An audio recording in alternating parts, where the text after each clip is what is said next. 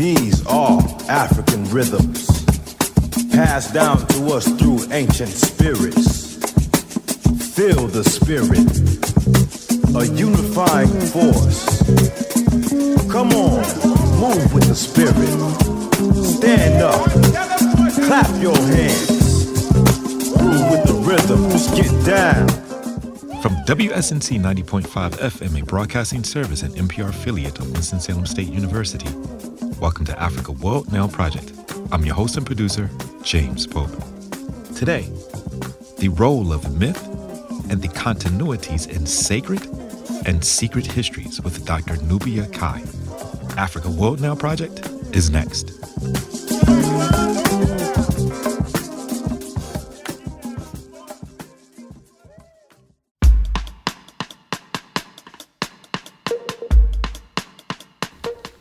According to the Dogon, in the beginning, before anything existed, there was the supreme being Amma. Amma existed in the form of an egg, divided into 4 parts by 4 bones, which were joined together. Apart from the egg, nothing existed, for Amma rested on nothing. The 4 parts of the egg represented the 4 elements: water, air, fire, and earth. So the fundamental elements already existed in the egg in embryo form. In the egg, Amma designed the world before it was created. Therefore, the world that was about to come into being already existed in the egg. All things existed in the mind of Amma before coming into being. The material Amma used for this design was water. Everything existed in the form of a sign or a symbol in the mind of Amma before being created. Thus, every created thing has a sign or a series of signs, which is a thought in the mind of Amma. Altogether, there are 266 signs, and these signs are combined in various ways to make up all the things in the world. Within Amma's egg are the 8 master signs. At the center are the 2 guide signs. From these 10 signs, the 266 signs are produced. The development of beings and things in the universe is symbolized by the development of the signs from the thoughts in the mind of Amma's divine intelligence. So ultimately, Amma created the world through the creation of the signs, and likewise will destroy it through the destruction of the signs.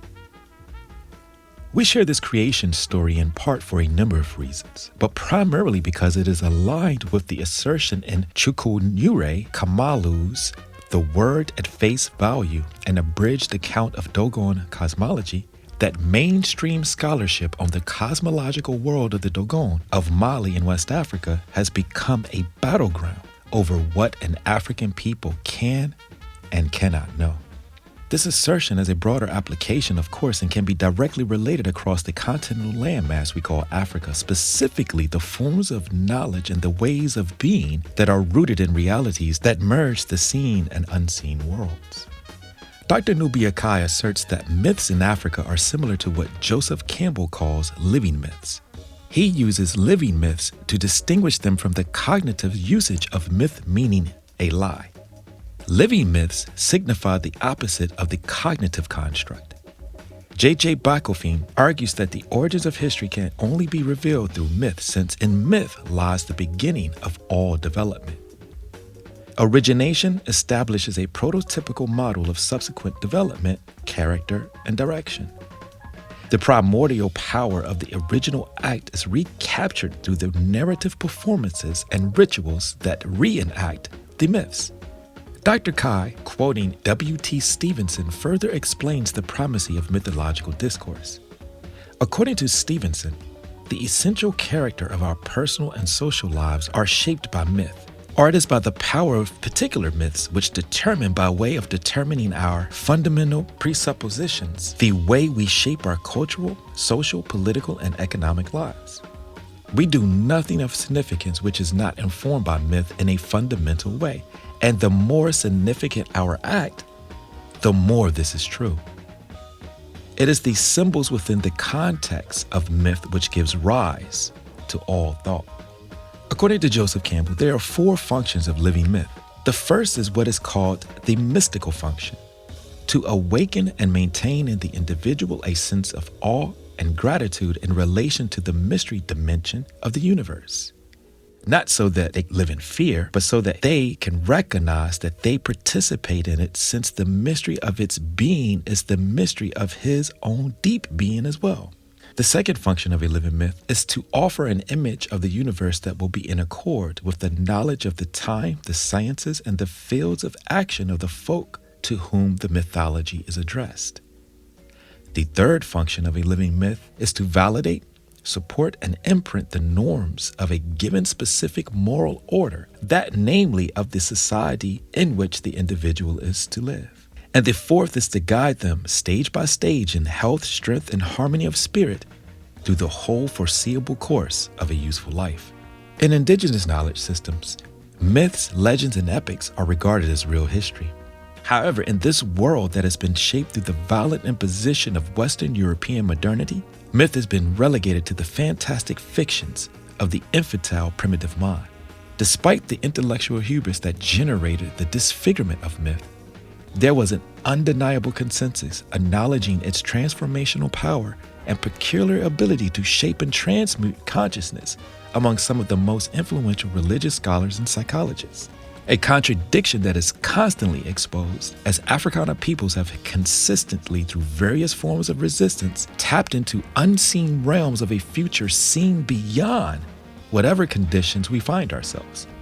Mythic symbolism attempts to explain the spiritual nature of peoples and their inseparable connection to a universal order. Therefore, if someone wishes to pervert an idea, the most effective means is to reverse the sacred symbols or icons associated with the idea or ideas. Today, Africa World Now Project's Tasneem Siddiqui sits down with Dr. Nubia Kai to explore the relationship between myth and its continuities in sacred and secret histories. Dr. Nubia Kai received a PhD in African Historical Literature and Film from Howard University and was a former professor in the Department of Theater Arts at Howard University. As a master's degree candidate in anthropology, she began to specialize in African diaspora folklore. She received a master's degree in African languages and literature from the University of Wisconsin, where she researched the folklore and cultural practices of Hausa women. Her work has been published in the Black Scholar, Black World, Essence Magazine, Black American Literature Forum, Catalyst, Obsidian, Journal of Black Poetry, Left Curve, Journal of African Literature Association, Black Camera, an international film journal, Journal of African American History, to name a few. Her book, Kuma Maleki Historiography, Sundiata Kita to Almami Samora Toure, is an extensive study of the mythology, poetry, and expository narratives of the Mali Empire. She has been ardent researcher of comparative religion, anthropology, mythology, and Africana studies for over 30 years. Professor Kai is also a poet, novelist, and playwright who has received a number of awards, including 2 National Endowment for the Arts Award, 6 DC Commission on the Arts Awards, and the Larry Neal Writers Competition. She has 2 collections of poetry, Piece of My Mind and Solos, a collection of fables, The Sweetest Berry on the Bush, and a historical novel, I Spread My Wings and I Fly. Our show is produced today in solidarity with the Native, Indigenous, African, and Afro-descendant communities at Standing Rock, Venezuela, Corporation Jackson in Jackson, Mississippi, Brazil, the Avalon Village in Detroit, Colombia, Kenya, Palestine, South Africa, Ghana, Haiti, and other places who are fighting for the protection of our land for the benefit of all peoples. Enjoy the program.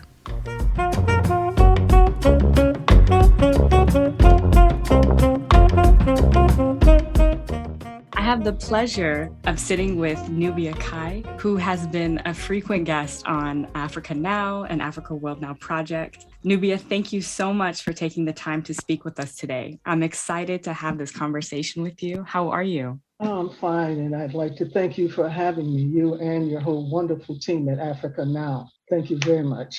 So initially, when we spoke about our upcoming conversation, I wanted to center our conversation on your article, A River of Prophecy, Constructing a Sacred History of African Americans, where you attempt to clear up, as you wrote, one of the most confusing and erroneous accounts of African cultural history among Western scholars, which is the African origins of the Judeo-Christian and Islamic traditions. which were originated and developed by Black Africans who were the descendants of the ancient Cushitic and Kemetic peoples. And what I'm deeply interested in, and I want to reroute our conversation to how you arrived there. You incorporate more traditional African historical methodologies and narratives into a reconstruction of a sacred history, of sacred genealogies, which makes me think of the relationship between memory, spirituality, history, genealogy, art, artisanship, so much more, and that African historiography is about relationships and not events per se. That is an extension or of kind of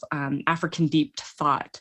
That African historiography looks at the internal and spiritual factors in people's individual and collective lives, telling us all of who we are, what we are, and it reveals not only our triumphs and our celebrations, but our downfalls, and really critically for our particular historical conjuncture, how we find our way out of the impasse that we find ourselves. And it's a discourse on the relationship of how we think and when we thought it, and a discourse on how we tell different stories about ourselves under different assumptions about what kind of thinking we were doing.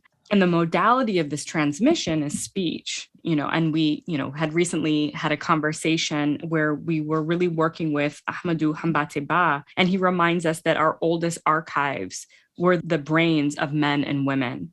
So, kind of with this sort of setting up of our conversation, and I want us to have a really organic conversation about this, will you discuss how you were uncovering the ancient African past based on principles and practices of what Ahmadou Hambate Ba talks about as the living tradition, which is the intergenerational transmission of the divine word, the sort of divine conversation that begins with the creative words of the divine to the first ancestors, and were continued with the elders in each generation, passing on the creation in each sort of sequential development dramas, which contains this enduring vision of who we are as a people, right? As many peoples, I would say, which is also to ask you to discuss, this more broadly, the African historiographic tradition. I know that was a lot, but please take your time. Yes. I would, as we were speaking before, I started this research about over 30 years ago, back in the 1980s. And when I first started going to Africa, what I was doing, I was doing research on the origins and migration patterns of various of the ethnic groups. I started out in West Africa. And then recently I was able to even go to East Africa and then parts of North Africa as well. And one of the things I was doing, I was trying to mainly zero in on the traditional narratives, the traditional histories, which we weren't really getting, because a lot of the history we were getting were histories that were coming from the Western tradition, from European colonialist European scholars. And then even a lot of our scholars who were educated in the Western academies were using their sources. But we really weren't getting that deep into African sources of the history. So many of you probably heard of the griots or jellies of Mandinka people, of the Gasir people, of the Soninke people, and the historical tradition among them. And you pretty much find the same types of history collecting and history telling throughout Africa. You see it among the Bantu speaking people, among the Sangoma, who are historians, who are healers, who are counselors, advisors, the same thing that we see in the Mandinka and Soninke and Songhai tradition. And when I say Mandinka, for those who don't know, we're speaking of the empires of Ghana, Mali, and Songhai. So for example, I would go to Senegal. In fact, I lived in Senegal for a year, and I would actually take the people like the Wolof people, right? I go and I interview Wolof people, maybe Wolof Jelly. Sometimes they were scholars of the Jellies or just ordinary people, and ask, well, where did the Wolof come from? What were the Wolof called before they were Wolof? What group, in other words, did they branch from? And they said, well, we branched from the Serer, all right? All right, well, the Serer, where did the Serer come from? What were the Serer called before they were Serer? And they said, well, the Serer branched from our branch of the Soninke. Okay, so then you go into, well, the Soninke, well, where did the Soninke come from? And this is coming from the Soninke griots or the Soninke Gesirs. They said, well, we came from Aswan. But the name that we used, because the Kemetic name or Nubian name for Aswan was Sonin. And so Sonin K means people of Soni, people of Soni. So the Soninke migrated from Sonin around the first century AD, after the Christian era, and came all the way from the Nile Valley into the area of Senegal and Mauritania, and established the empire we know as the Ghanaian Empire, ancient Ghana. It was also known by the name of Ouagadougou. Now, another thing that was interesting about this is that they said, well, they came and they were Christians, that it was a Christian nation. And then it became an empire. So their sphere of influence, even though they were located mainly in the region of the Senegal River Valley, that was the region in which they were centered, the epicenter, but their sphere of influence went all the way across the continent, across the Sahel and the Savannah to the Nile Valley, right? So, and to be honest about it, when they told me that it was Christian, because we never heard of a Christian nation or Christian empire in West Africa, I kind of took it, not like I didn't believe it, but I kind of took it as a grain of, like a grain of sand. I didn't take it really seriously. Then I started reading, all right, various texts. Again, these are old texts that were translated probably from the Arabic, from Moorish writers that also talked about ancient Ghana and the Soninke people being Christian, and it was a Christian empire. Then I started connecting the dots, all right? And when you think about it, during the first century after the Christian era, that region, Egypt, actually parts of Ethiopia, they'll say, oh yeah, well, the Syrians brought it in the 4th century. There were churches from the very beginning in Ethiopia, and every Ethiopian will tell you that, right? So the religion had already spread through North Africa, and the Soninke people came to West Africa because they were being oppressed by the Romans. This is a time, again, when the Romans were in power. And you had the Roman Empire after the Punic Wars. That was a war with Hannibal. After the Punic Wars, and when the Romans finally conquered the Carthaginians, they took over all the lands that belonged to the Carthaginians. Of course, the Carthaginians were African people. They took over all of those lands, and all of those lands included most of North Africa and including Spain. So they take control of this region. And the Romans, as you know, were very brutal, very oppressive. Not only were they economic imperialists, they were cultural imperialists. They tried to destroy a people's culture, tried to destroy people's identity. That's why you get the names of all the early Christian church fathers have these Latinized names, right? You were supposed to worship the Roman gods. You had to wear the Roman dress, which was the dress, of course, of the lower classes. You had a system very much, when I was reading about it, you had a system of forced labor where people were forced to work on large plantations, where they had these big dogs that guarded the people and chased them if they went away. That's my goodness. Because it sounded like something from, the slavery in North America or the Jim Crow South or apartheid South Africa. You had small groups of whites that were living, right? The Roman administrators, people from ancient Greece, some of the Visigoths and Vandals who had been coming into North Africa. Mainly they lived on the coast, but everything was segregated. Again, just like apartheid South Africa and the Jim Crow South. The whites lived in their own separate enclaves, and then the blacks, the Africans, indigenous Africans lived in theirs. They were separated by law. Now, also, it was even a prohibition against interracial marriage. And so it was all of these discriminatory laws and this oppressive system that led a man by the name of, they call him Mama Dinga. Mama Dinga was a general from that Sonin region. This is the reason we're speaking of is in Upper Egypt. And he decides to move. They said, well, look, it's a land on the other side. We can go here. So they decide to come all the way across the continent and settle there. But in settling there, they also established a kind of fortress against Roman encroachment into sub-Saharan Africa. And then you also know maybe perhaps about the Kushite queens, Amanarisis, it's around the same time, because she was able to defeat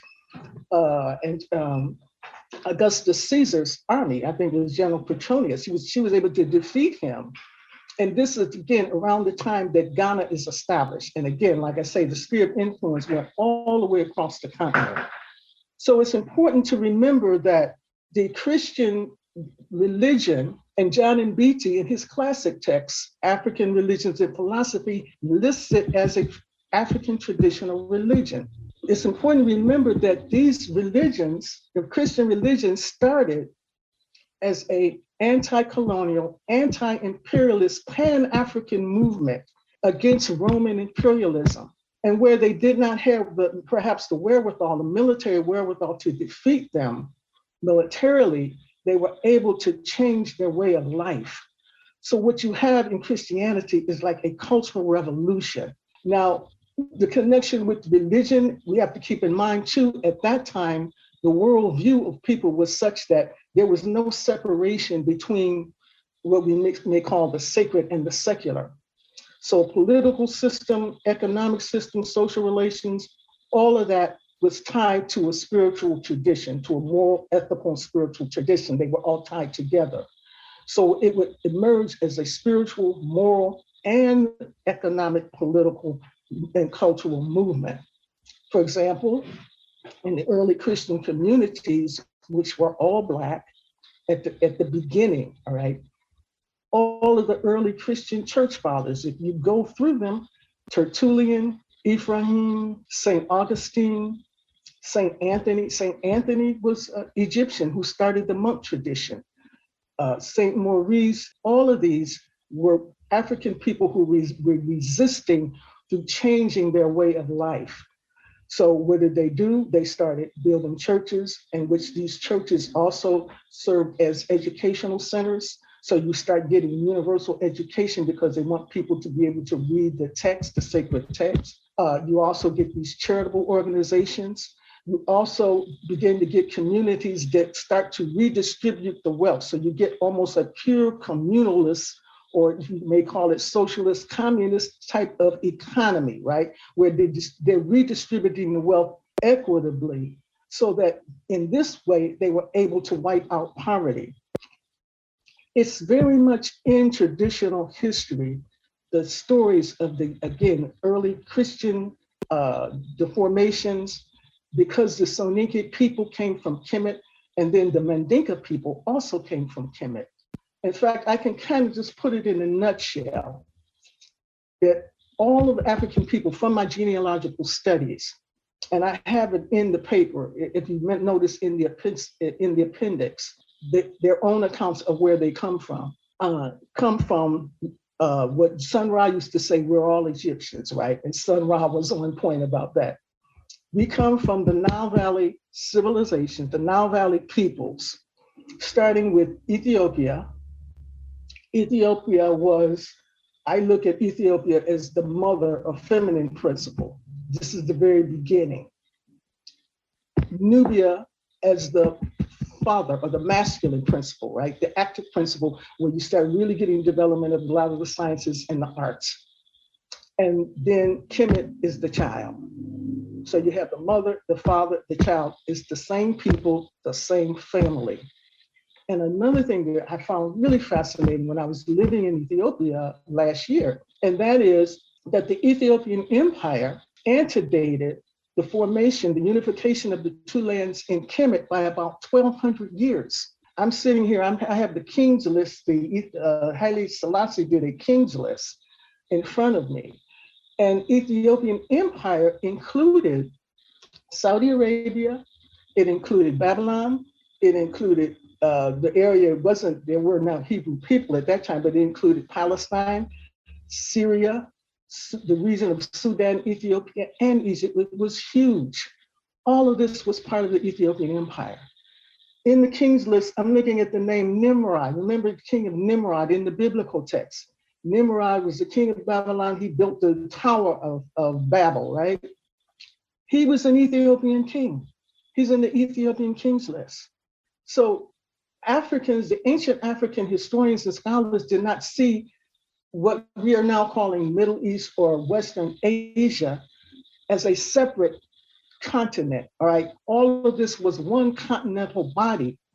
And we have to also keep in mind that the region of Mount Sinai connects Africa, but the Red Sea is really not a sea. It's really part of the Rift Valley. So this was all part of one continental mass. And in referring to the wonderful book by Drusilla Dunjee Houston, the wonderful Ethiopians of the Cushitic Empire or something like that, she traces this movement of African people from the Nile Valley, and in large part, they're going west, but it was actually easier for them to move east. So you get this mass migration and immigration and population of peoples throughout Asia, throughout India, throughout Saudi Arabia, all of what we call now the Middle East and India were all inhabited by the Cushitic people and was extensions of this Cushitic empire. We even know that they have found maps, European maps, where India was formerly called Eastern Ethiopia, because essentially that's what it was, and that's what it was peopled by.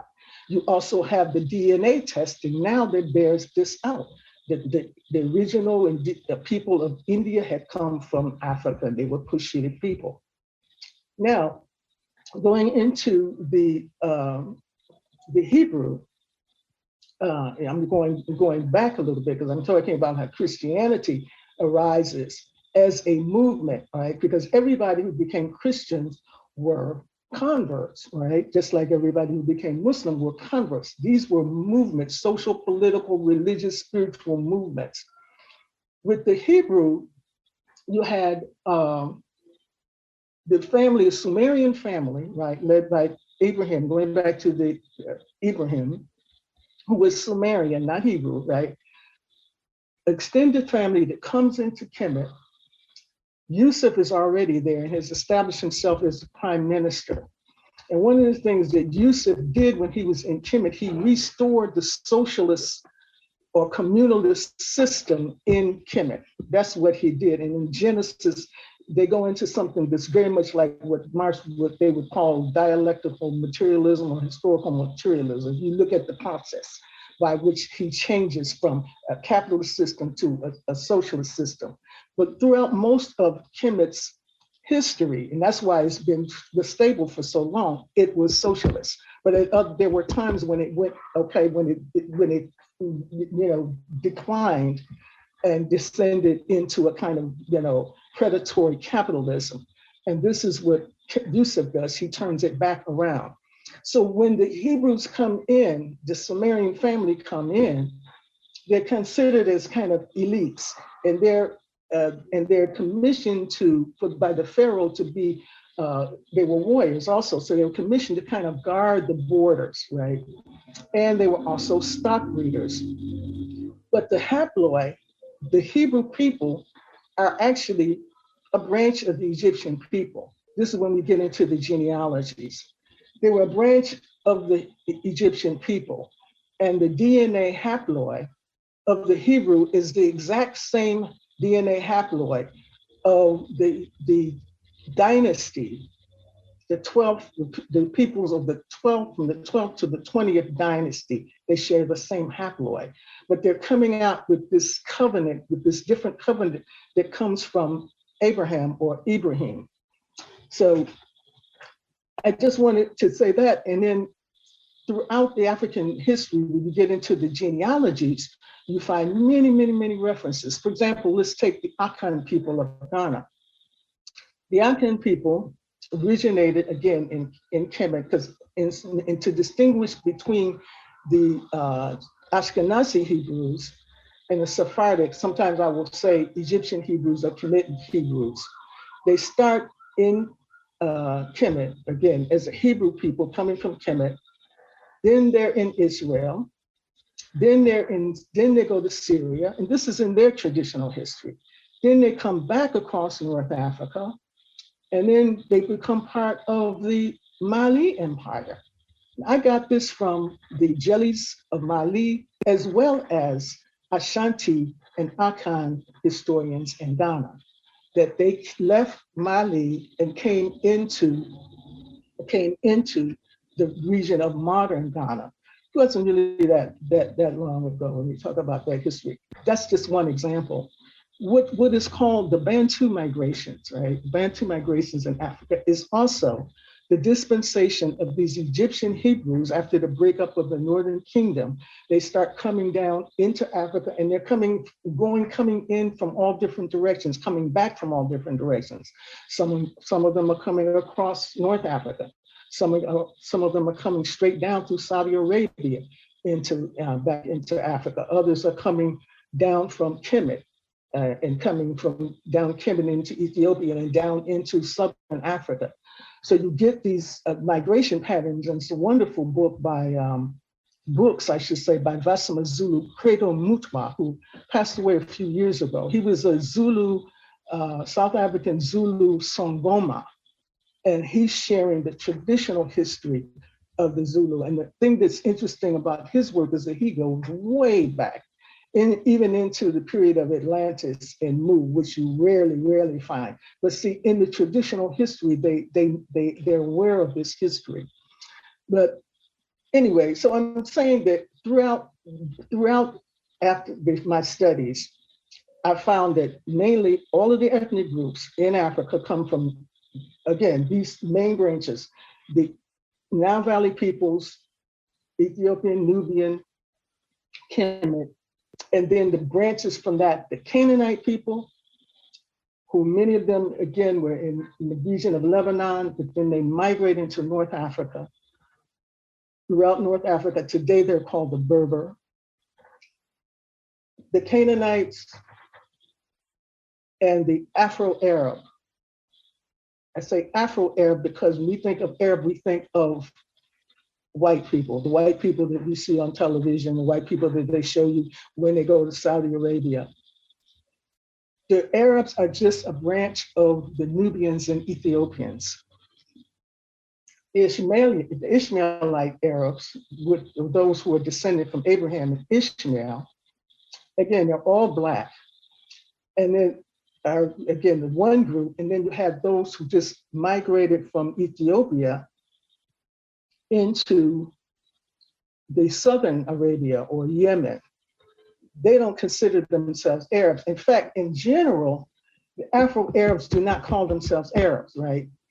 They refer to themselves as the Bani Jahalim, the Bani Hashim, the Bani Kanara, and so on by the ethnic names.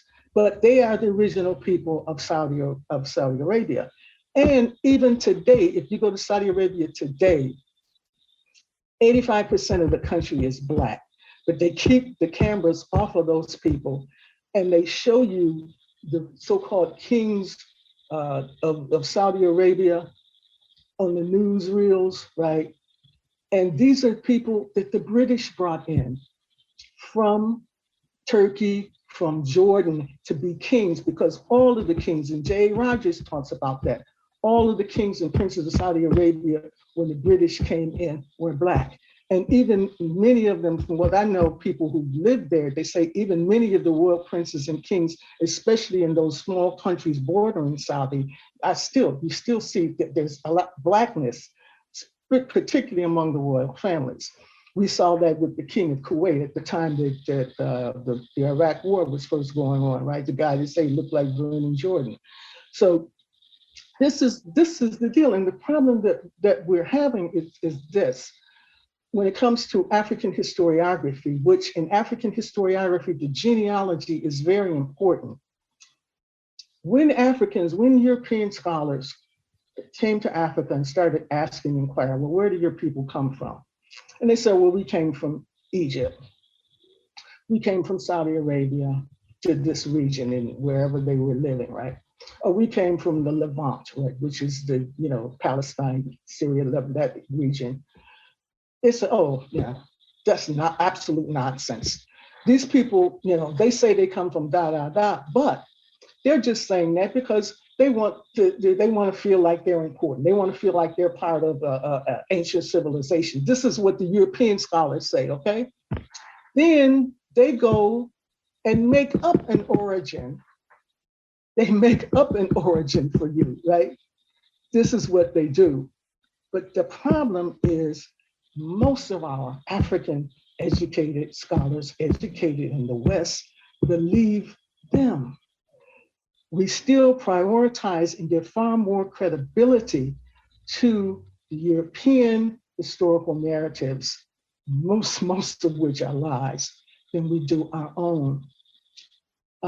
I can give some examples of what I'm speaking of, but just rest assured that that's what happens. So that you get these genealogies that are traditional, genealogies that are saying, well, we come from this, and a lot of the educated African scholars with PhDs and things, they don't accept it. They don't believe it. So I mean, I don't know how you get people to, understand and believe. It's because that's what it's only a question of. What we're calling what we're calling Western religions, the major Western religions, are really the major African religions. And I say major African religions because we were the people, number one, when we define African religion, when we're speaking of what I'm speaking of, we have the anthropological definition, which most of us follow, right? I'm speaking of that which was founded, developed, and disseminated by African people. And the ancient Kemetic religion, which of course is the foundation of all of them, the ancient Kemetic religion, the Hebrew, because the dispensation was so huge throughout Africa, almost over half of Africa, really. The Christian religion, which was a movement, all right, a resistance movement against European colonialism, and Islam, which was also a resistance movement against European colonialism. And they say, oh, well, there was no idea or concept of race back then. I don't think so. I don't think so. Because when you look at the policy and the practice of the Romans in North Africa, how Africans were treated, it was very little difference than South African under apartheid and Jim Crow South. And there was this distinction of race that was talked about in ancient times. And we see this also in the myth of Asar-Aset. I mean, I guess the myth of Asar-Aset explains it very well, because what happens is they have appropriated our legacy and our heritage and claimed it as their own. And all of this is explained in the myth of Asar and Aset. When Jesus came, for example, he said, I did not come to talk to the Gentiles, right? I came to speak to the lost children of Israel. By this time, you have millions of former Egyptian Hebrews back into Africa and other places throughout the Middle East, or I should say maybe Northeast Africa, right? Over and over and over, he says, stay away from the Gentiles. Stay away from them as far as the heaven is from the earth, right? It's like reject them, their culture, the way of life, reject them, right? The Apostle Paul comes and just does something else, right? Because he's noted for what? Preaching to the Gentiles. Now, who are the Gentiles? They will tell us that the Gentiles are non-Jews. That's what that means, non-Jews. No, the Gentiles at that time meant that was the name that they called Europeans. That was the name that they called whites, Gentiles, people of the Jinn. The Prophet Muhammad, right? Mother Amina, Ethiopian, father Khatan Arab, black Arab. So what could he be but black? The first European that even came to Europe supposedly was Sir Richard Burton, right?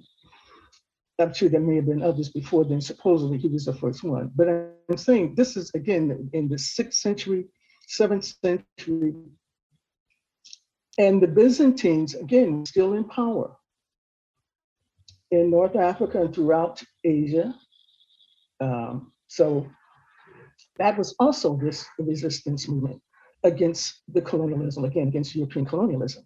And Prophet Muhammad, according to Jahiz, who's a famous writer, Renoka Rashidi used to talk about him, right? Jahiz, who said, the Prophet Muhammad, he's quoting him saying that Islam was brought for the blacks and the reds. And he makes it very clear the blacks are the Arabs, all right? This is very, very important because most of us think that the Arabs that we see in TV and the Arabs that even here, because they have adopted the religion and the language over time, but they came in much, much later. And they came with their racism as well. They think that they're the real Arabs. And whenever they see the Arabs from the Sudan or Somalia or Chad that are black, they think they're the fake. They think, oh, these people, they were the slaves. All right, we've had scholars say that. Well, they must be the slaves. They go to Saudi Arabia, there's all these people. 85% of the country black. When you go to the country, you're not going to see it watching TV. You're not going to see it sitting down reading books. You go to the country. The explanation, well, they must be the slaves because they can't be, you understand what I'm saying? But then the thing is, well, wait a minute, if they're the slaves, then how come they have the oldest language? How come they're speaking the oldest Arabic language? How come they have all of the cultural retentions, the ancient cultural retentions of the Arab people that existed? I'm talking about way, way before the Islamic period, right? How come they have the genealogies?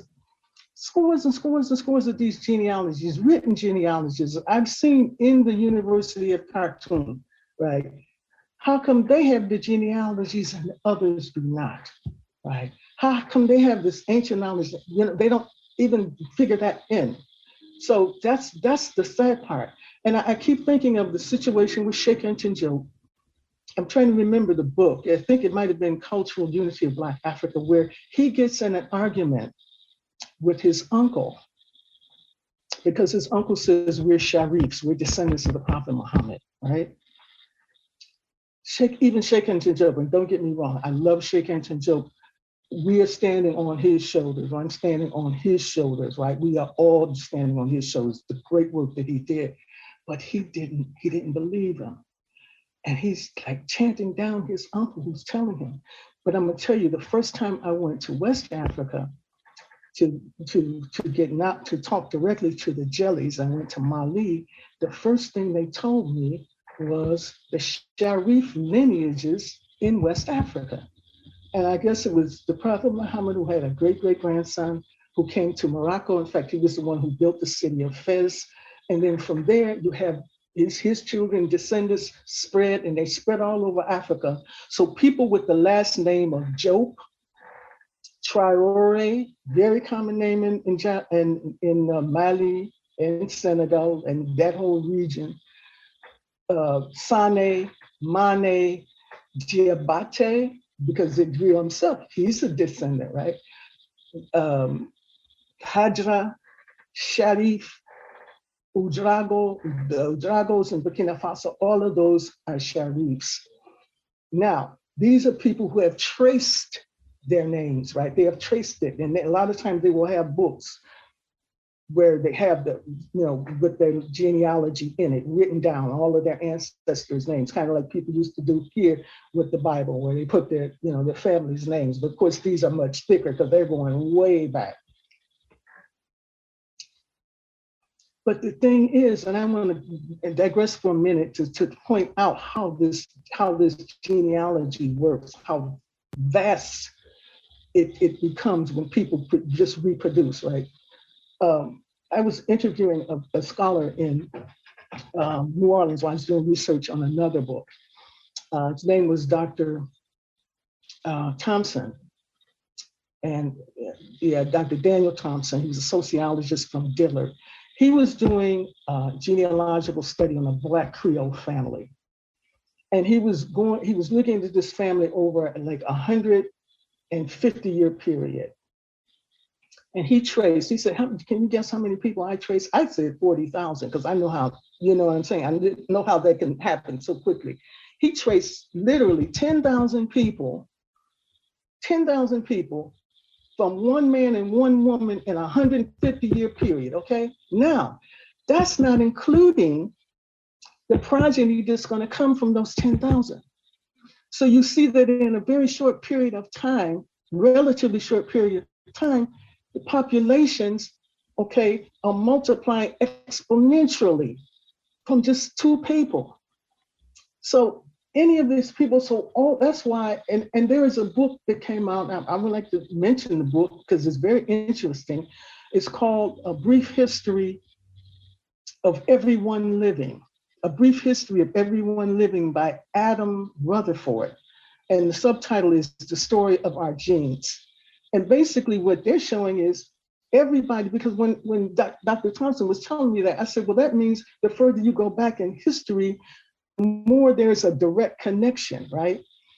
In this book on the story of our genes, you go back 1,000 years to the region where you came from, you're actually the direct descendants of everybody who lived about 1,000 years ago from the region in which you came.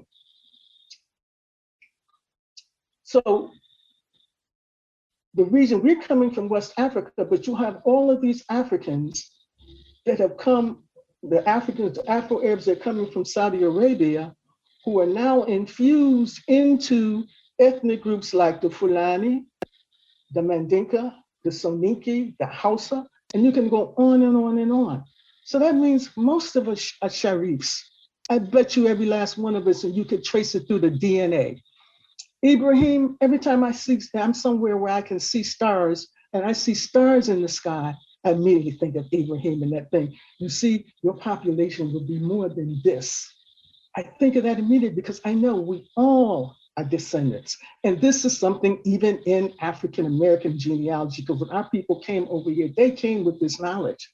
And the research that I was able to do, because I was doing research on African-American folklore first, 2 eponymous ancestors that are named in African-American genealogy and African genealogy. 2 main ones. The first one is Nu or Noah. Our people used to say Nora, right? Okay. And Ibrahim. 2 eponymous ancestors. In our family history book, that's where we start. Noah and Ibrahim. Noah. Now, who is Noah? That's another thing, all right? Noah and Asar, I would say this, are at least conflated as the same person in the myths, right? Noah goes around the world teaching agriculture and animal husbandry and the arts. Asar does the same thing. They both, some of us, the details are very specific. Asar presses wine out of grapes. Noah presses wine out of grapes. I think that might even be in the biblical text. They both come back after world travel and come back to a feast. And then, of course, Set kills Asar and chops his body up. In the biblical text, this is where they did a little tampering. They cover him up, right? They cover his body with a mantle. And then they turn the things around there. And that's very key as well, because when you want to pervert consciousness, and this is something that's done in witchcraft and sorcery, you take a sacred icon, a sacred symbol of the people, and you reverse it. And this is what Europeans have done, right? This is what they've done even in the appropriation of our tradition. Now let's get back to the Asar Aset myth to explain how they've been able to, you know what I'm saying, take our legacies from us and claim as theirs and have us believe in them more than our own people, right? Asar is the first king of Kemet. Same thing, first king of Kemet, first patriarch of Kemet. Nu is the same person. That's what I say. They are the same person, or they're conflated as the same person. In the Manding and Dogon myths, you see, again, because they're coming from Kemet, it's a lot of Kemet in history, a lot of early Christian history and history from Saudi in all of their traditions.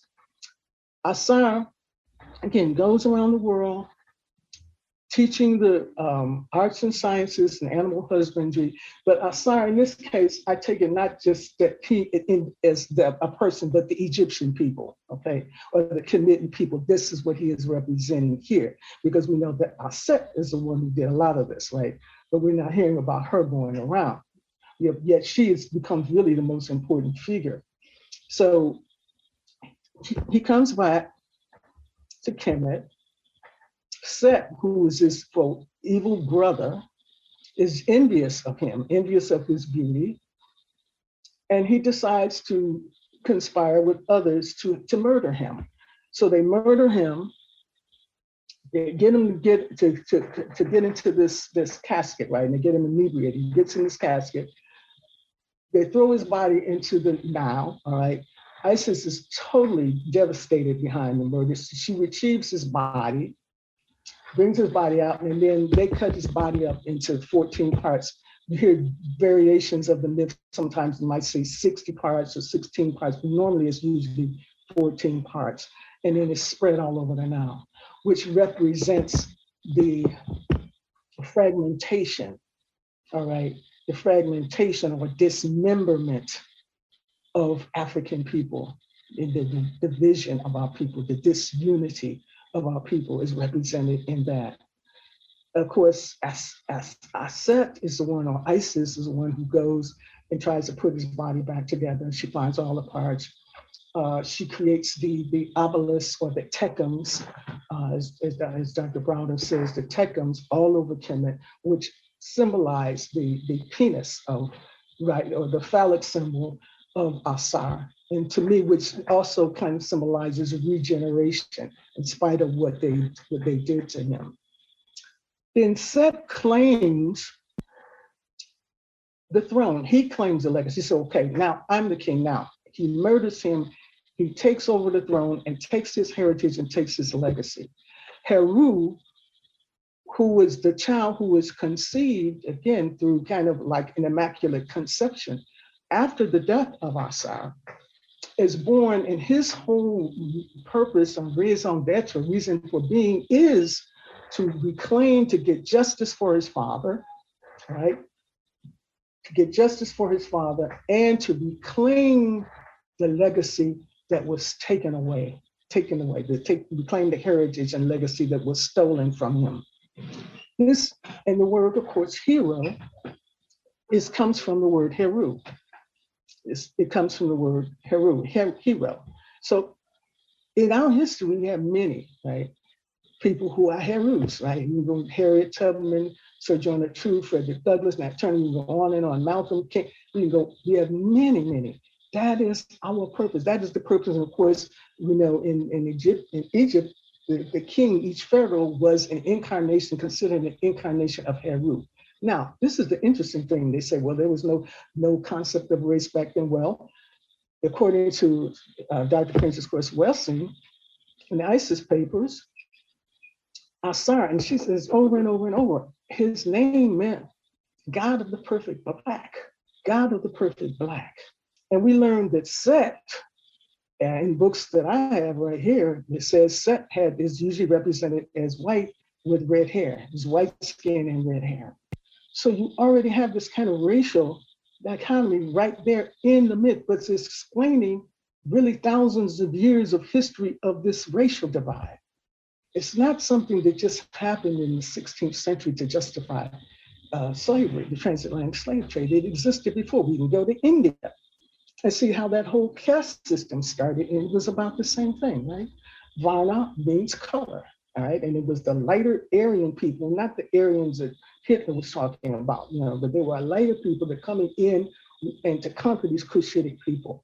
And then two, we learned how there were mass migrations during that Aryan invasion in India, mass migrations back to Africa from India. I think that's also in one of Joke's books. So anyway, I'm saying all that to say, I can talk about the words, the Fula who came out of Kemet, how all of these, when you get into the history, is so closely tied into all the things that we were hearing about, reading about in the biblical text, in the Quranic text, and other things, how all of these are the people, right? These are the people that they were talking about. And like I said, many of our people came here, came to America knowing that, and passing that on. Nat Turner, Sojourner Truth, a lot of them were very aware of that heritage, that committed Hebrew, especially committed Hebrew heritage. We're very, very conscious of that. So with that, I'd like to see African American scholars, and I noticed you mentioned Jacob Carruthers and was that Anderson? Anderson Thompson. Anderson Thompson. we're talking about new ways of looking at history. And for me, the new way of looking at history would be going back to excavate, or just to, because it's still there too. But a lot of it needs to be excavated in terms of the written text, the history that's already there, the history that we have not been paying attention to, and trying to utilize their methods of history, their philosophy of history, and the way they collected and gathered history. Another thing about African historiography is that they were not just looking at the external factors, the external history. We read about the kings and generals and wars and armies and things. They're also looking at internal causes of people's destruction or demise or descent. So that's another factor that we don't really deal with in Western historiography, right? Because the purpose of history, and I asked again, Jelly, what is the purpose of history? And they were saying the same thing that you found in the temple in Hotep, right? Saying to know thyself. And we were just talking about, when you're talking about using these sort of new frameworks, new methods, or thinking about, right, new philosophies of histories that are really pulled from our ancient past and how we approach that. Yeah, I think one of the things with the new would, for me, be the old, looking at the old that we haven't had access to, or even if we do have access to, we tend to ignore. I think we need to start taking the genealogies of African people seriously, and not say, oh, well, they're just making this up. I mean, come on, or they're just making this up because they want to feel important. And we come along and say the same thing. So it's just, and I think maybe more and more African scholars are mainly trying to look at the traditional accounts. But the thing is, you can't teach in the academy and talk about it. You understand what I'm saying? You have to keep that under the, you got to keep a lid on it, because it's like committing career suicide. Even going in talking about Kemet being an African civilization has been career suicide for many of our scholars, right? So, man, we start talking about that our people, that we had the original Hebrew people, and the original Arab and the original first Christians, that's going to be totally rejected. So we have to come to a point where we realize we have to kind of separate ourselves, and maybe, of course, we need our own schools, but we cannot teach this in the academy. So there's a rejection. And then even if you're writing books and texts, you can't write this in the books and texts either. It's not going to be published by any European American publishers. So, but this is to me, this is our real history. And another thing, the way in which our people told history, they did it in a very, very creative way.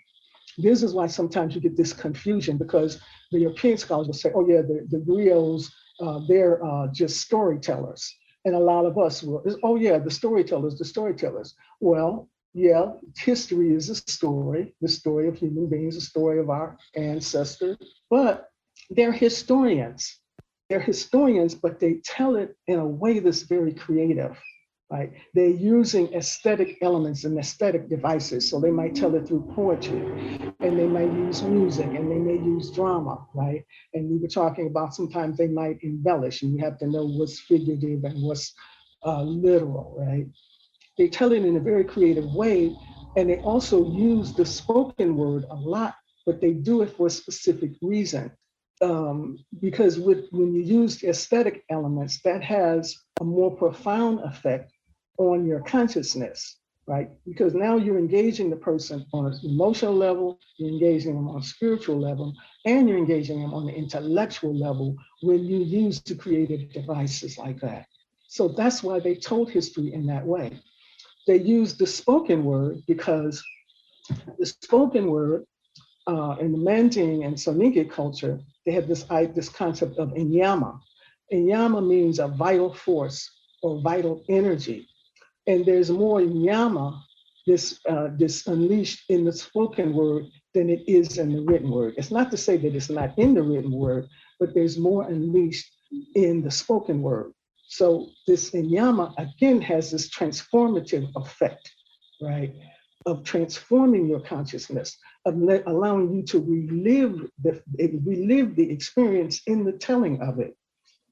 They also use mythological narratives. Now we think of myth, the way in which myth is used today, the connotative use in it is like, oh, a myth, that means, oh, it's a lie, it's not true, it's something totally absurd, right? And it's unfortunate if you just think of myth like that. But getting back to Amadou Apate Ba, we're talking about the living tradition. Those who study mythology as a science talk about living mythology, right? Because actually all of our behavior and our thoughts, our behavior, our worldview, it is still shaped by myth, even when we sit here and say, oh, myth are lies. Because in African historiography, and this is also true in Asian historiography, indigenous historiography, you can say the historiography of people of color in general, myth is the highest expression of reality that can be expressed within the limits of language. It's the highest expression of reality, but often it is told in symbolic language or figurative language. And oftentimes it's also a coded symbolic language in which you have to be initiated and know what the codes mean. But even most of our sciences, the sciences that are derived from Kemet, came from the myth. It's a scientific mythology. So there's a whole science around it that a lot of our scholars, I guess maybe are not paying attention to, or kind of just discard, okay, because it's, it's the fantastic elements are, that just lost to them. Because some of it, again, in the worldview is so different. That's another reason why I think we kind of stray away from traditional discourses, because you're talking about a totally different worldview than the worldview that we have. Even a lot of our people who came here during slavery in the 18th and 19th century, they still had an African worldview. They still knew the metaphysical systems. So for example, when you read something like, and these are things that are in written texts, right? Texts like Tariq al-Fatah's Tariq al-Sudan and other texts that were written during the height of the Mali Songhai empires. They'll talk about how the Moroccans came in to Timbuktu. And when they came into Timbuktu, the Marabous and the Sheikhs were able to do some type of vicar and some kind of something, right? So that the city vanished, okay? And then there's a whole migration story, because the people who came from Morocco, they were called the Arman. These are all Black people, right? The Arman come in and the city disappears. So they couldn't go back to Morocco until the city disappeared, right? So they end up staying and then intermarrying with the Songhai people, and then you get this Toure. The Toure lineage comes from that. So the people known as Toure, like Sekou Toure, the president of Guinea, comes from that particular line. But the thing is, who's going to wrap their brain, all right, coming in out of the Western tradition, you understand what I'm saying, around the city vanishing? You see what I'm saying? So that's why they can't deal with it. They can't wrap their brain around it. So the whole history is discarded. It's like, oh, this is myth, this is fiction. When, hey, how do you know that didn't happen, right? Because again, that's where the worldview is different. So you almost have to go through an initiation to get that kind of understanding, to at least to be able to even believe it. For me, I'm old, in my age of 73, I believe that anything is possible, right? Anything is possible. And I remember my aunt telling me a proverb. She said, young people know everything, middle-aged people think everything, old people believe everything. So I'm one of those that I can believe in anything, even though I can't do it, I don't understand it. But I don't disbelieve it, And you hear a lot of stories, and you spend time in Africa, you see a lot of things, and I think you will start to understand. Yeah, stuff can disappear because you've seen stuff disappear yourself. You've seen people levitating, You've seen people fold themselves up and put themselves in a. You've seen this stuff, so it's not even strange anymore, So a lot of it is. I think of St. Augustine's. Phrase that a maxim or something that he used to say, that that life is a book, and if you do not travel, you've only read one page. Because truly through traveling, I've seen so many things that you just wouldn't believe, right? You go to places where you had no idea they were Black people, and here they are, because you've never seen it. When you see it represented on TV or in movies or documentaries or magazines, or anything, you're seeing something completely different. So, but anyway, I could go on and on, but like I say, all of the ethnic groups of Africa, again, are coming from those lines. They're a combination of, again, the Nile Valley peoples, the Canaanite people, the Hebrew,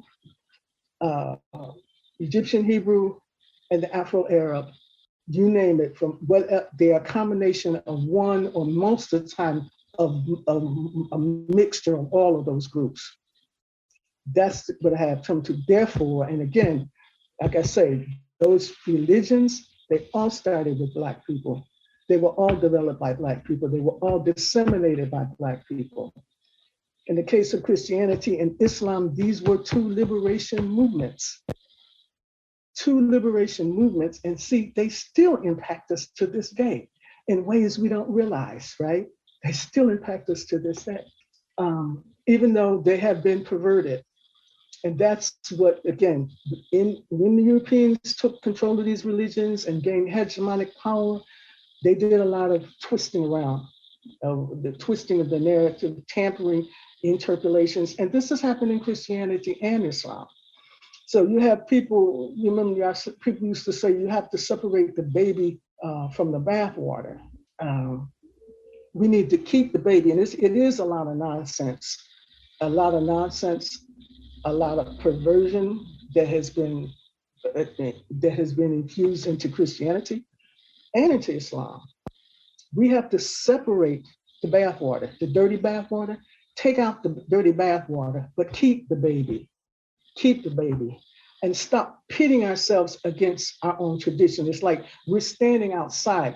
It's like, okay, we claim Kemet, but now we're standing outside the rest of this legacy. When I talk about the river of prophecy, right? How each prophet, starting from Nu or Asar, right? And there's many that are not mentioned, right? How they come and it's like a relay race, right?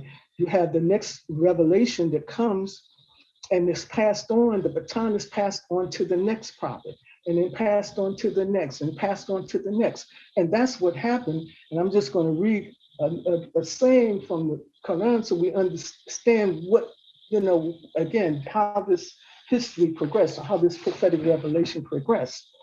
This is a warner of old. This same religion has he established for you as that which he enjoined on Noah or Asar, that which we have sent by inspiration to be, and that which we enjoined on Abraham, Moses, and Jesus, namely that you should remain steadfast in religion and make no divisions therein. That's very important. No division. So even these organized structures itself, can be problematic, especially when they deviate from the natural religion, which is the natural law and order and pattern in nature. That is what religion really is, or the way of life is way of life, the way of life of nature, the way of life of a law and pattern in nature, in which, of course, that would be known as Mayat. In Islam, it was called Sharia, but of course now Sharia means something totally different, but it was really the same universal law or pattern in nature expressed in language. So all of these ideological debates and stuff is just so unnecessary, right? But like I say, the descendants, all of the early Christians and Muslims were descendants of the ancient Kemetic people, right? So when they say, oh, they stole this, they stole that, the original people didn't steal it. The original people inherited it, all right? And then during the next period, the next iteration, because the thing about Christianity and Islam, they're revealed at the time when our people have lost that glorious, hegemonic power that we had during the period of the Ethiopian Empire and the Kemetic, the 3,000 years of Kemetic supremacy, right? we have, we have come down. We have, we have lost our power. In some cases, we have lost our identity. So it's not the glorious time. But these were important. These were important revelations, and they were important movements. And it was a spiritual movement. It was like when they talk about the Holy Ghost. I felt the same way probably during the 60s. You know what I'm saying? In other words, we do repeat cycles. You know what I'm saying? Smaller cycles, micro. I guess you could say microcosms of these histories, right?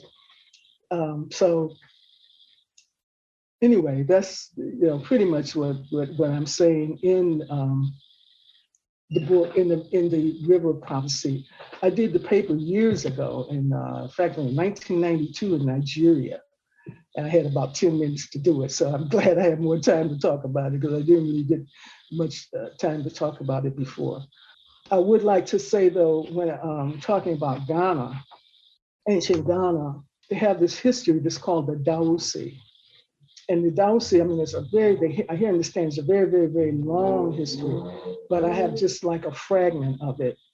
And I love it because it gives you a good example of how Africans looked at history and trying to understand the internal reasons and causes as well. Because to know thyself means to know all of yourself. That's the good, the bad, and the ugly. And they get into the good, the bad, and the ugly. So Ouagadougou, as I said, was the name that the Ghanaians, what they originally called Ghana. And in it, they say 4 times Ouagadougou fell, a great city gleaming in the light of day. 4 times Ouagadougou rose. 4 times Ouagadougou fell and disappeared from human sight. Once through vanity, once through dishonesty, once through greed, once through discord. So here they're speaking of the fall of Ouagadougou. And when you understand the context, you look at the context, you understand that they're really talking about African people in general. Because again, like I said, Ouagadougou across the entire continent of the Sahel and the Savannah, right? 4 times Ouagadougou changed her name. I won't go into that. But it talks about, again, the 4 directions from east and west. Each time Ouagadougou fell, because it also gets into the dialectic, each time Ouagadougou fell, it reemerged in greater splendor. So during the time of when it fell through vanity, the recording of history, emerged. When it fell through greed, I think they said the woman writing, because there's a Soniki script as well, that writing was brought to the woman of Ouagadougou. When it fell through dishonesty, stones and precious pearls, material wealth was brought into the country.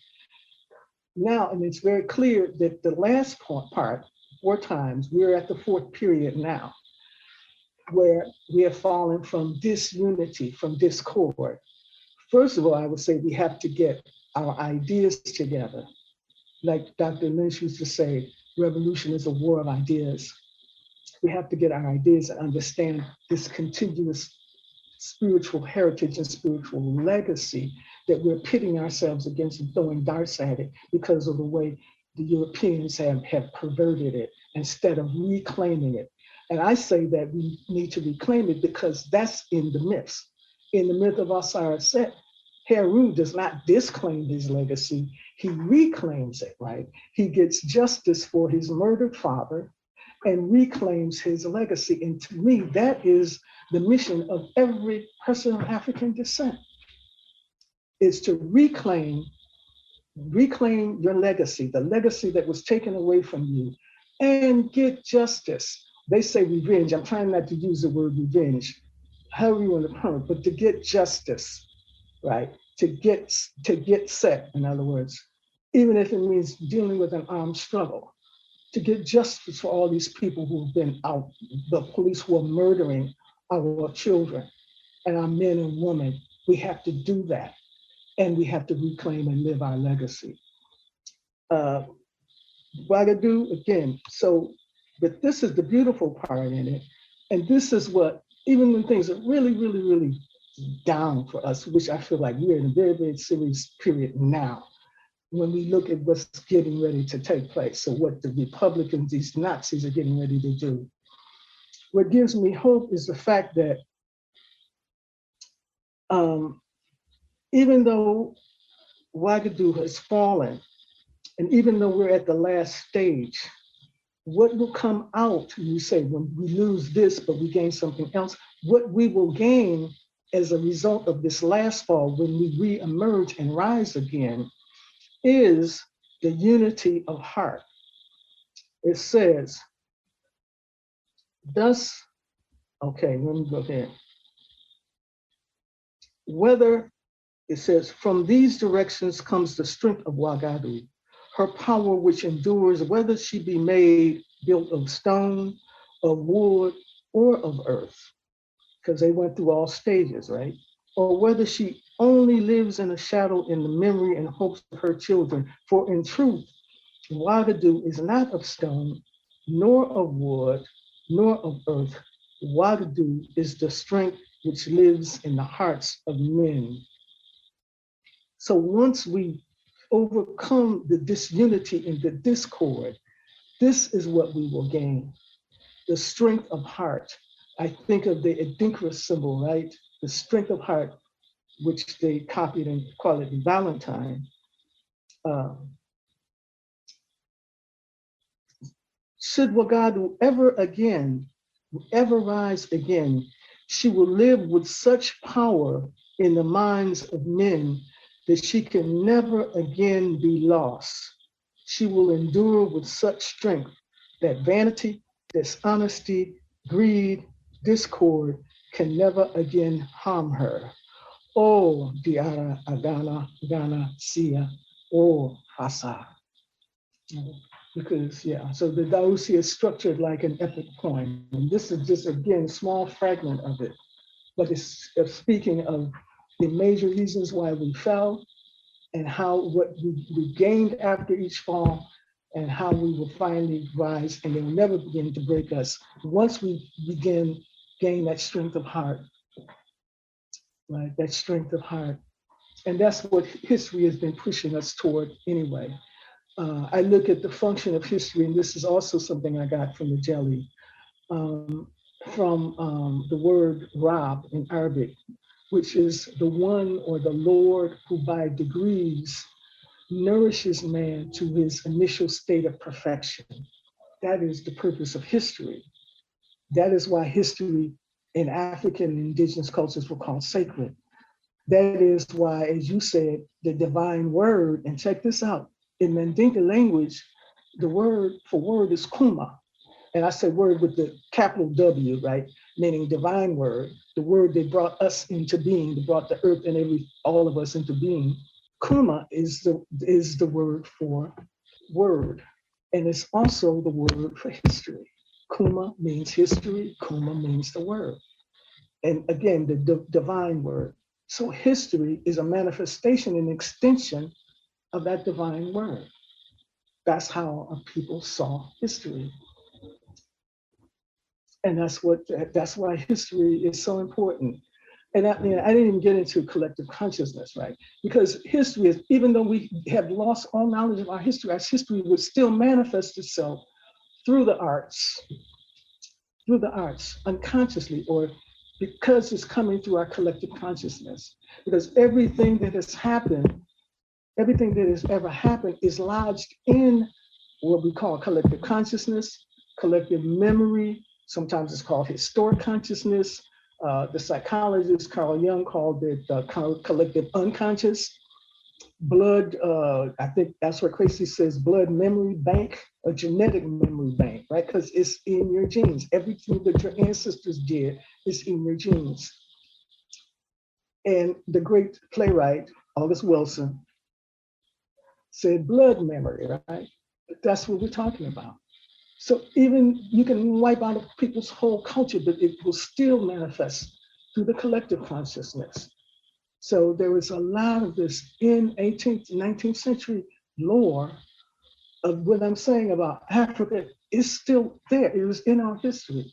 But when we went to school and got miseducated. That's what happened. We got miseducated, right? And so we say, oh no, they can't be our ancestors. All of the ancient pharaohs and queens of Kemet, we are their grandchildren, great, great, great, great, great grandchildren. Yeah, I know they lived a long time ago. We are all their descendants. All of the prophets in the biblical text, all of them who have children, we are their children. We are their direct ancestors, and they can get the DNA to show it, really. All of the people, the Sahaba, this problem, we are all the descendants. And we need to stop treating these people like white people who enslaved us. We need to stop it. It's ignorance. It's pitting yourself against your own mama. That's what it is. Pitting yourself against your own mama. And I wanted to kind of pick up on this because I've seen this a lot more recently too, the sort of like pitting these spiritual traditions against one another. And maybe you can talk a little bit about, where indigenous spiritualities or African spiritualities fall into this sort of larger picture, because what I'm seeing, and it's disconcerting to me as well, kind of this sort of exaggeration of this fragmentation and disunity amongst African peoples. That's a very good question. And that's something I try and deal with in the paper as well. Number one, the first thing that needs to be, I think, clear too, is that all African religions, or what they call traditional religions, what's called traditional religions, maybe we talk about the Yoruba, the Akan, the Bakongo, and so forth, they all believe in one God. They're all monotheistic. The anthropologists say, oh yeah, these people, they believe in many gods, they're animists, they're polytheists, they're right? When in fact, they all believe in one supreme God who created everything, including all of the spiritual entities, right?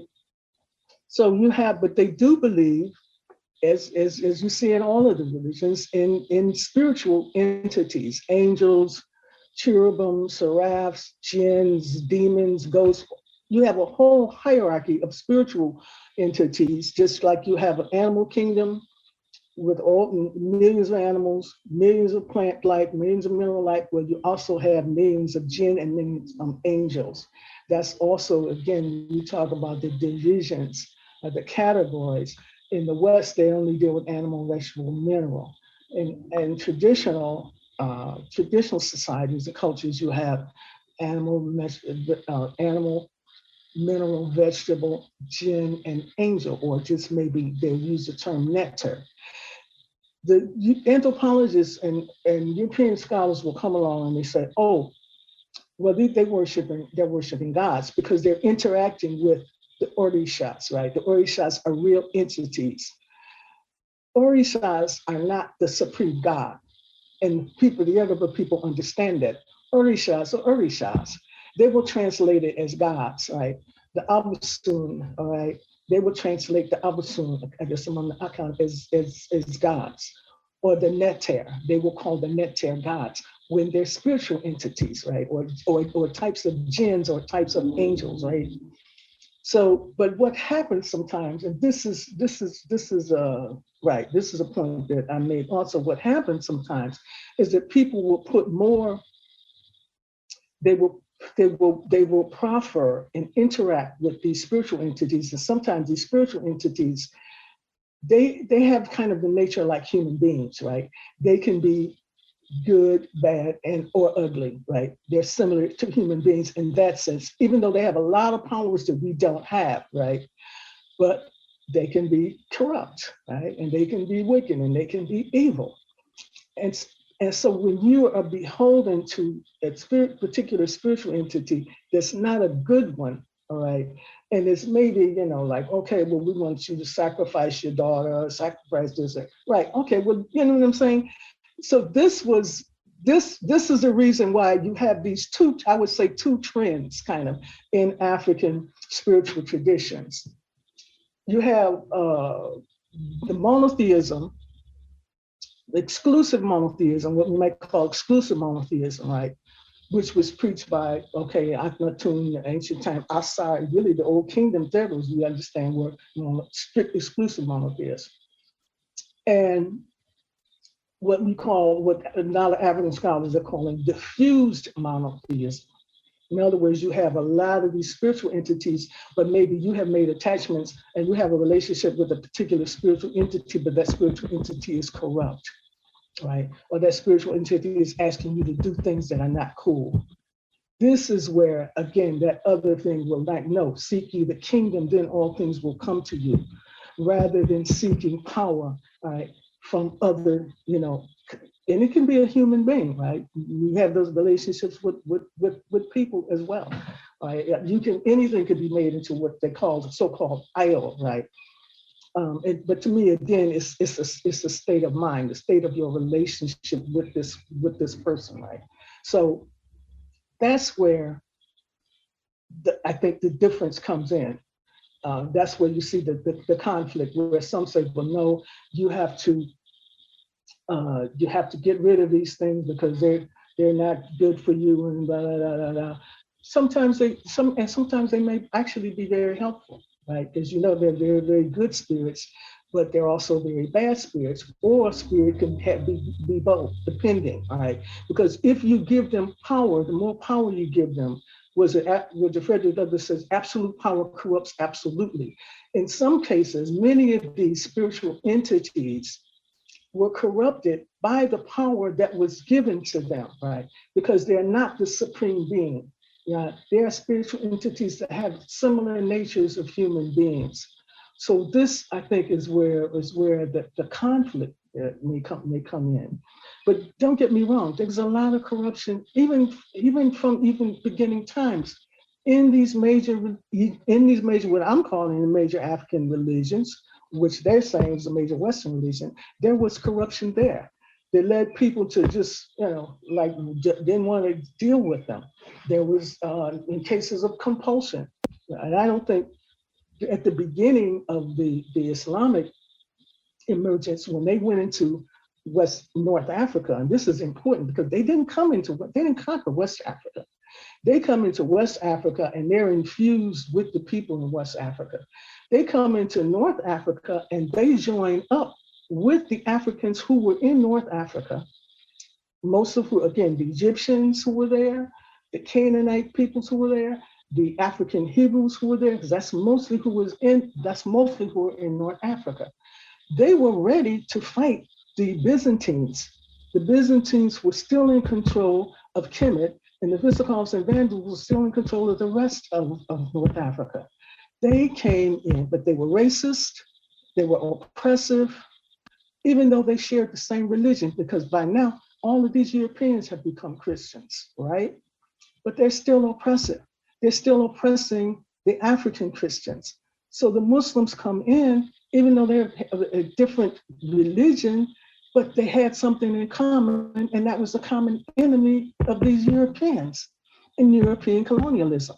They had already dealt with the Byzantines and Saudi, but the interesting thing is to say, if you have the wherewithal that a Muslim is enjoined to not only fight oppression against you, but even oppression against your neighbor, or oppression against somebody across the ocean, for that matter, that's oppressed, if you have the wherewithal and the means and the ability, you are obligated to even help them, right? And this is what they did. That's why, and another thing, in African knowledge systems, divination was very important. Divination was done all the time, even though there may be some prohibitions against divination in some cases, because that can be corrupted as well. But the divination, they already knew, right? That's why they were able to come in so quickly and take control, because there was already prophesied that a prophet was coming. A prophet was coming from Saudi Arabia. The same thing during the time of Jesus. It was already prophesied. People were already distributing pamphlets because of the divination that's done constantly, almost on a daily basis. They know when these movements and things are going to take place. So they were already open to them coming. And so they joined together. When they say Muslim armies, actually, it was mainly Christian armies. The Muslims were there, they were 25%. They were leading the armies, but the majority of the army were African Christians. The Egyptian peoples, the Amazigh, which are, again, the Canaanite group, and the Amorites and the other Canaanite groups, and the African Hebrews. they were the ones that joined in and fought the Europeans and drove them out of Africa. So for the first time in almost 1,000 years, Africa is back under the control of Africans, of Black Africans, from Saudi, from Kemet, from Libya. It's under their control now. And this is when you get the rise of the Moorish civilization. That was the generic term, meaning just Black people, of all of these people in North Africa. That's what happened initially in Islam, right? They didn't come in there conquering the people, trying to force them into Islam, because they knew that would alienate them. The whole purpose was to drive the European out of Africa, because they were oppressing the African people. And that's what happened. And you see what the Moors did. They started redistributing the land, even in Spain, where they had a serf system. And that serf system that was in Europe, they had brought it into Africa as well.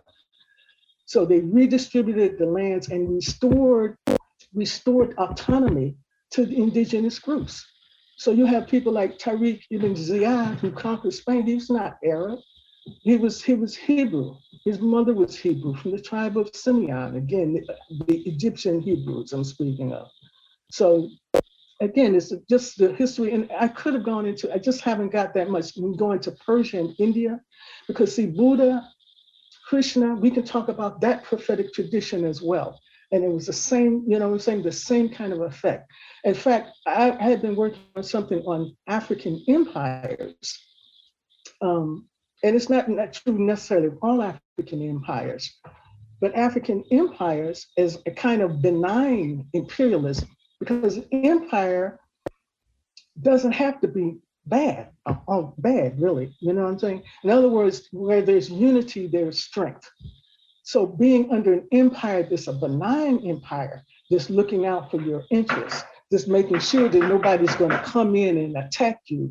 You see what I'm saying? They're making sure that the taxes are regulated equitably and that trade is equitable. That was the purpose of the formation, for example, of the Mali Empire, that abolished slavery and the slave trade. That was the whole reason for the formation. The Persian Empire, and the Persian, I'm remembering the Achaemenid dynasty. The Achaemenid dynasty, and I hope I'm not mispronouncing the word, which comes into being around 750. They're in Kemet for a while. A lot of our scholars think of them as white. These people were dark, brown-skinned, black-skinned people with kinky hair. You look at the pictures and the monuments in Persepolis, one of their major cities, that's who they were. You look at the statues of Darius and Kirkes and Darius the First, these were Africans. And their whole purpose for being, when they formed that empire, was to get rid of slavery and slave trade in the world. So everywhere they went, they abolished slavery. Remember in the biblical text, they're the ones that liberate the Hebrews from Babylon. They liberate them and restore their autonomy and help build their temple in Kemet. I'm not sure, but I understand they didn't do terrible, terrible things, but we think, oh, those ain't foreigners. No, look at them. Go to those countries and see, because in a lot of those countries in the Middle East, Turkey, Persia, Iraq, all of them, you look at those ancient monuments and the temples and the paintings, they haven't destroyed all of them. A lot of them are still there. That's all you're gonna see is African people. They don't look like the people who are there now. And that dispensation of whites in those regions is fairly recent. We're talking about after the Crusades, the 12th century. Up until that time, all of that region was Black. All of that region looked like Ethiopia, looked like Mali, looked like, you know what I'm saying? It looked like Africa, all across.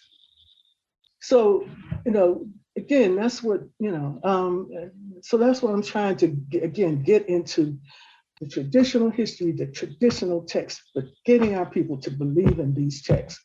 That's the magic formula that we have to figure out. No, this has been, just really an incredible conversation. And, just as we sort of start to wrap up, and you had talked about this, I think, throughout their conversation, just thinking about the importance of traditional African historiography and really what it intends to do for us now in this sort of critical historical conjuncture that we find ourselves in, especially when we think about this sort of sense of urgency in this moment, and the implementation of these methodologies and theoretical interventions of African historiography for our own resistance movements, for anti-colonial struggles, for the pursuit of revolution and radical social transformation.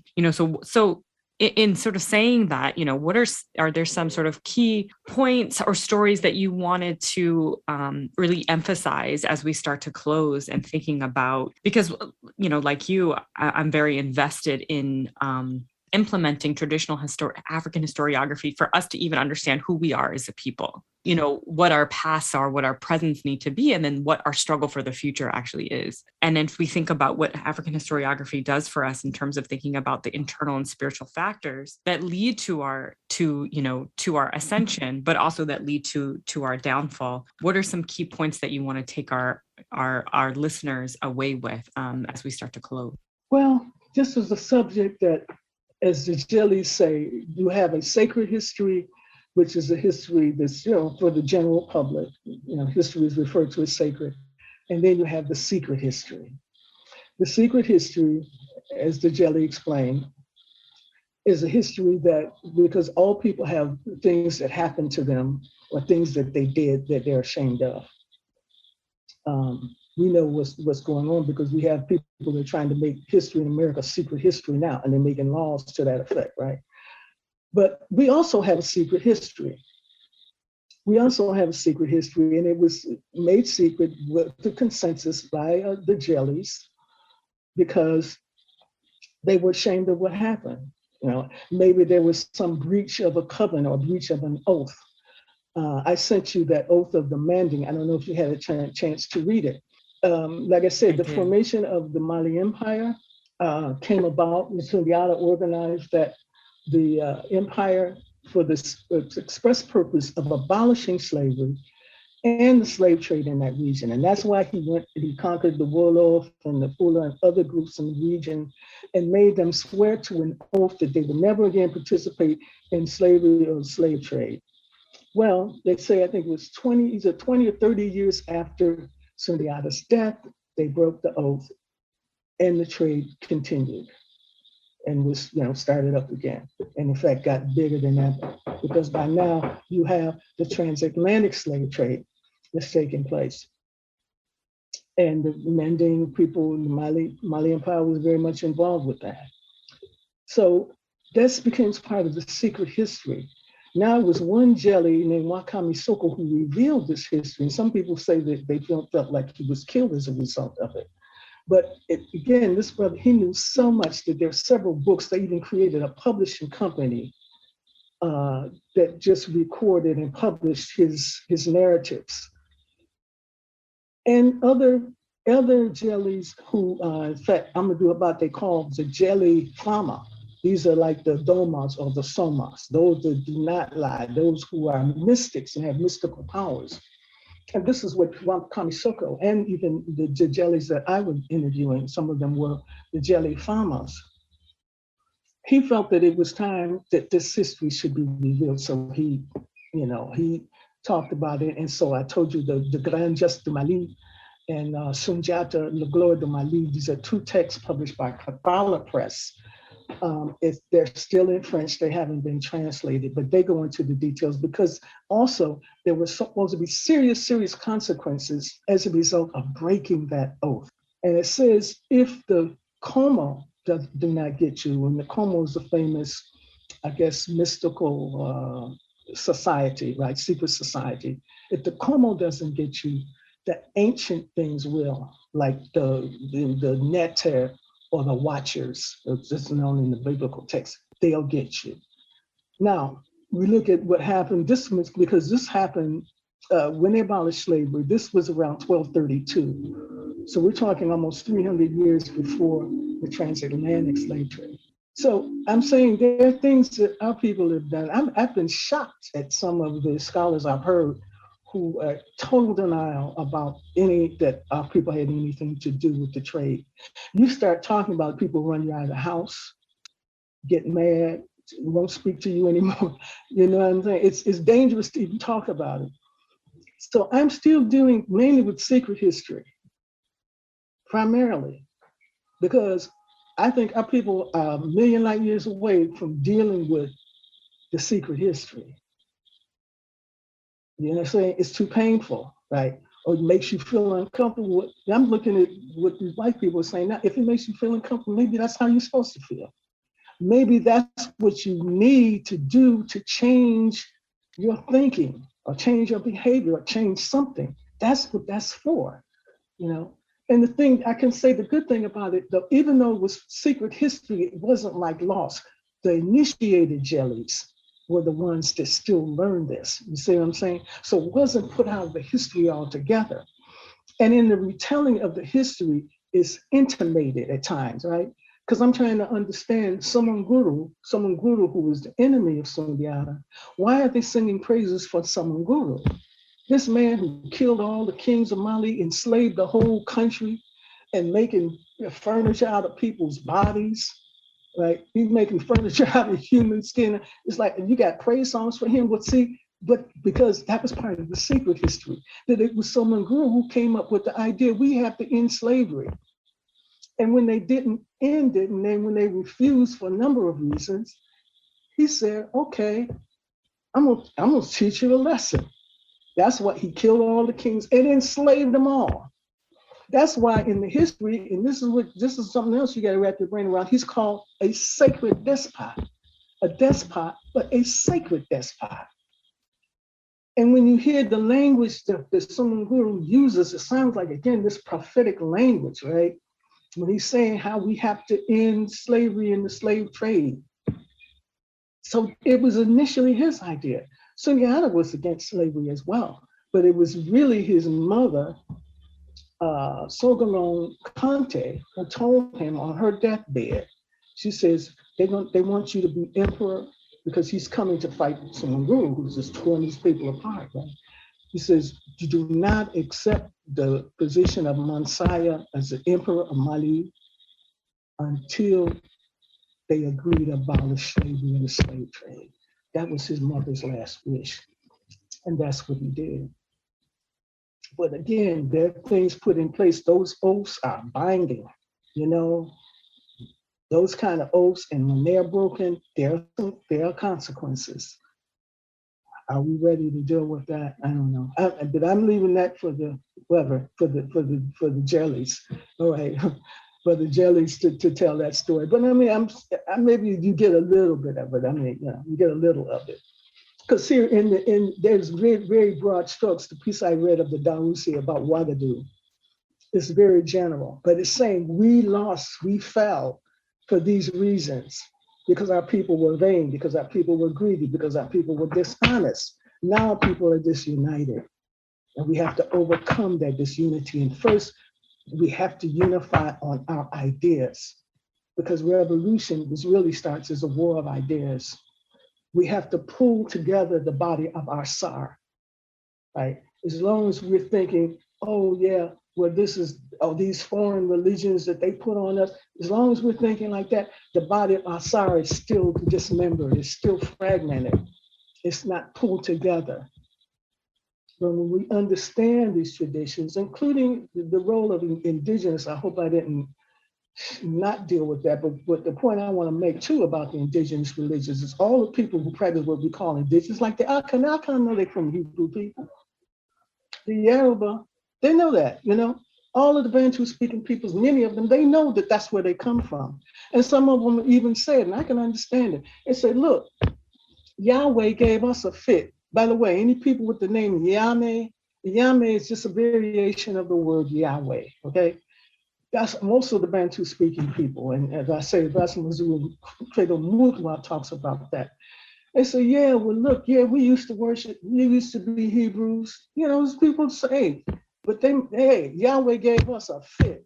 And you see how anything they did, they was punished for this, punished for that. That's why people don't want to identify also.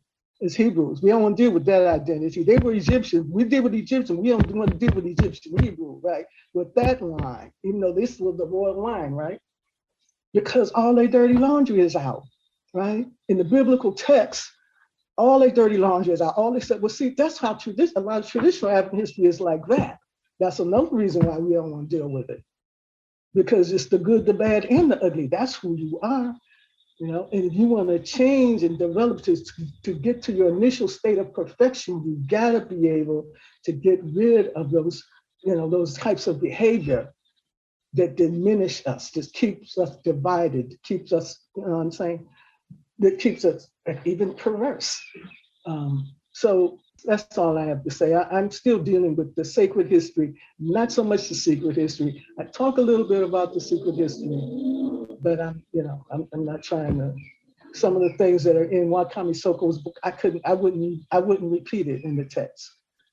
But I advise people, I couldn't repeat it, and I couldn't dare put it in my dissertation. I had to leave that out. I had to leave it out. It is too painful. It's too shocking. But I mean, it's all, like I said, like the bill say, all people do things, and they try and hide that. So, but I'm saying we need to be open. We need to, if it makes us feel bad and sad, maybe it should make us feel bad and sad, right? So we can change our behavior. But by all means, I say again, study the traditional narrative, study the traditional history. Don't take your genealogies of your ancestors as nonsense, as lies. Yeah, that's all I can say. Don't take them as lies. They're not lies. Stop saying, well, you can say myth is a lie, but being clear, I'll say false myth, because I understand myth as the highest form of expression. And again, utilizing creative ways of telling history, because really most of the history that really sinks in is history that's told creatively. It's told through plays and told through novels and told through musical scores and through poetry and through, And another thing, a lot of times creatively, in imagination, the word means to make visible what is invisible. And this happens many, many, many times with artists. Not just artists, but you can imagine something and write it down or paint it or sing it, and you didn't know that it was a historical fact, but maybe later you found out it actually happened. That happens a lot. That happens a lot with everybody I know who's an artist. So you think you're creating something, but you're really remembering. It's really part of your collective memory. Because again, what's mostly expressed artistically, when we express ourselves artistically, we're expressing what's coming through our collective consciousness and our collective memory. So that's why that's a good indicator of who we are, by just looking at our arts and our artistic expression throughout the centuries. Thank you so much, Sister Nubia. This is incredible. And, I think that this is one of many conversations, and maybe we should have this conversation offline, because I'm like, I want to know some of the secret history that you're talking about. We got to take that offline. And I don't even know, you may not speak to me after that. I'm telling you, girl. No, I will, for sure. But thank you so much. Thank you for this conversation. Thank you as always for your brilliance and for being one of our teachers and scholars, and ones that remember and help us remember as well. So we will talk to you soon. Thank you so much.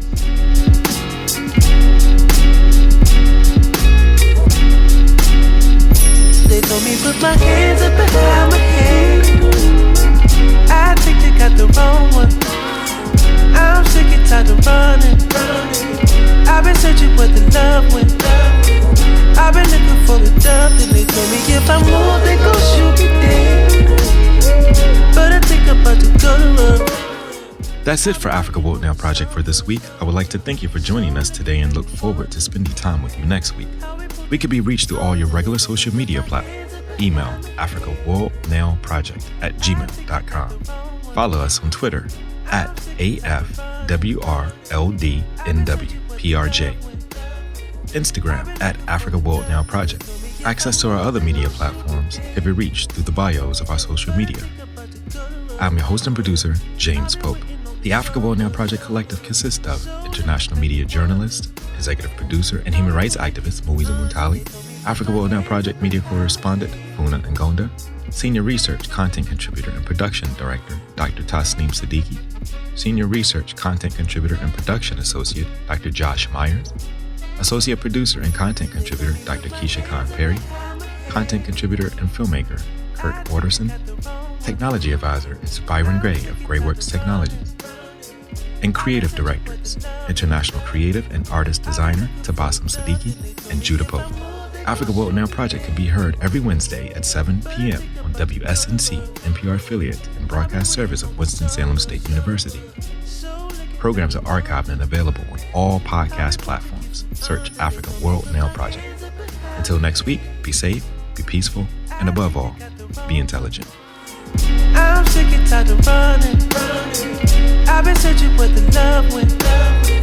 I've been looking for it up, then they told me if I move, they gon' shoot me dead. But I think I'm about to go to run. I've been waiting on the summer. So looking back and wonder how we pulled to keep from under. They told me put my hands up behind my head.